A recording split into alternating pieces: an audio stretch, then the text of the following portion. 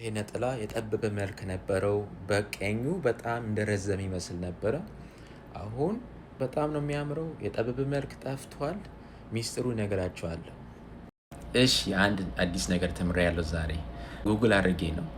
እሺ፣ ባልዲ በለብ ለብ የሆነ ውሃ ሙሉት። ከዛ ነጠላዎቹ 1-2 ማድረግ ይቻላል፣ ትልቅ ባልዲ ከሆነ ማለት ነው። ከዛ 30-45 ደቂቃ በዛ ባልዲ ውስጥ እንዲቆይ አድርጉት። ከዛ ደቂቃው ሲያልቅ ውሃው መፍሰስ ይቻላል። እኔ የማደርገው ማጠቢያ ቦታ ነው፣ ቢፈስ እንደው ስራ እንዳይበዛብኝ። ከዛ ጭምቅ አታርጉት። በነገራችን ላይ በጣም ነጠላ በጣም ሴንሲቲቭ የሆነ ማቴሪያል ስለሆነ ትንሽ ጫና አድርጉት ውሃው እንዲወጣ።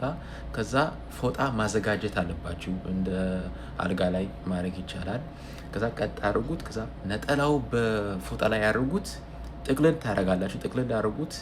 ከዛ ጫን አድርጉት። ጫን ስታደርጉት ነጠላው ላይ ያለው ውሃ ወደ ፎጣው ይሄዳል ማለት ነው። ብዙ እንዳይረጠብ ይረዳችኋል። ከዛ ቀጥ አድርጉት፣ ፍቱት። ጥቅልል ስላደረጋችሁት ነጠላው ማለት ነው። ከዛ ለ30-45 ደቂቃ እንዲቆይ አድርጉ።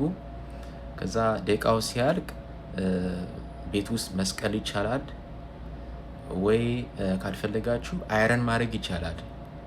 ሙሉ ለሙሉ ከደረቀ በኋላ ግን እንዳታርጉት። አይረን ማድረግ መጥፎ ነው። ሙሉ ለሙሉ ከደረቀ በኋላ ትንሽ እንደረጠበ ትንሽ እርጥብ እንደሆነ ስታርጉት በጣም ነው የሚያምረው።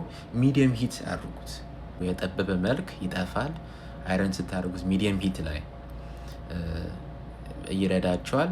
ይሄ ስታርጉት ሰዓታችሁ ጊዜያችሁ ብዙ እንዳይፈጅ ይረዳቸዋል። እንግዲህ ደግሞ አይረን ስታርጉ እባካችሁ ጥለት ላይ እንዳታርጉት። ነጩ ቦታ ላይ ነጠላው ላይ ነው ማድረግ ያለባችሁ። እንዲህ ጥለት ላይ አይረን እንዳታርጉ፣ ያበላሸዋል። እባካችሁ። ሁለተኛው ነጠላ እየደረቀ ነው። እባካችሁ ተጠቅሙበት።